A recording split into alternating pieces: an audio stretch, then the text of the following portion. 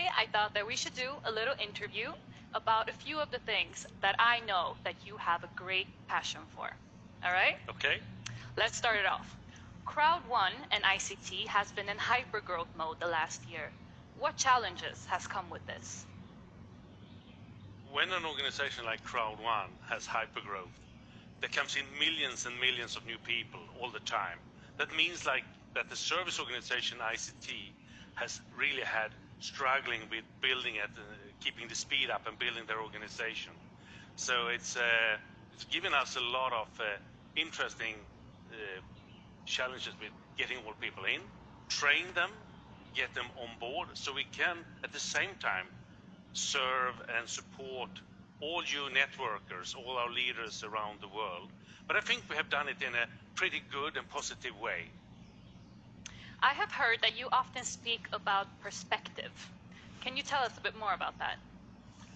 Yeah, what I often talk about is the need of putting yourself in a different perspective than you normally do. It's so easy to just focus on where you are and what's in it for me. But sometimes you just need to back out to see the full picture of the situation and to understand what is good for the crowd. Because we are a crowd of almost 40 million people today. Yep. That means that one thing that is good for everyone, maybe not 100% the thing you really want us to do at the moment, but that means that we need to try to work with these different perspectives to get it Interesting. right. Could you clarify a bit more what you mean are the main differences between long-term and short-term solutions? Yes, absolutely. We very often tend to, as I said earlier, with looking on the perspective from ourselves, to look upon things that are short-term, because they are getting our attention all the time. They are really ticking us on the shoulder, saying, I want to be done, I want to be done. And if we just focus on that part, we forget about the long-term things that is important for the movement and where we should be in a year, in 5 years' time, or in 10 years' time. So it's very often you need to think about urgency and importance of a thing. Interesting.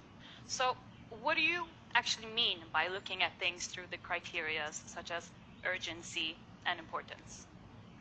What I mean with urgency is everything that is short term, well, not everything, but most things that are short term, they're ticking on us. They're on top of our minds. They are here all the time, and they want to be solved. Yeah. The long-term things, they could be very important, but they are not ticking at the same way. So they are not urgent in the same way as the short-term things. If you think about, I think you and I and all the people out there has created their own to-do lists. Yeah. And when you write the to-do list down, you think this is the most important things you have, the most urgent things to do. Yep. 2 days later, when you are still working on this to-do list, there's several of those things that you just skip because you realize they were not important and they're not urgent anymore. So I think it's very important that we think about the urgency and the importance. And a lot of my work is to help people to find the right perspective, to be able to focus on important things that will lead us long-term in the right direction. I love that. And what is your feeling for the future and the road ahead? I think we have built a solid foundation to get going from. We have managed to get a lot of great people in. We have just opened up the Dubai office, an office that is for you, our crowd, our networkers, to come and meet us, meet each other, to train there, to see us, and to get the real feeling for the company. And I think that is very important.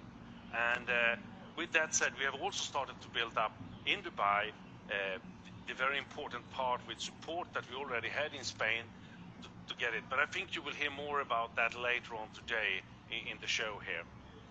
As a final message to all of you, our networkers around the world, we have built a solid ground for mutual long-term success. We are looking forward and are ready to take the next step of our journey to become 100 millions and beyond. And this is what I mean is the power of the crowd. I love the sound of that. Thank you so much, Johan. Thank you.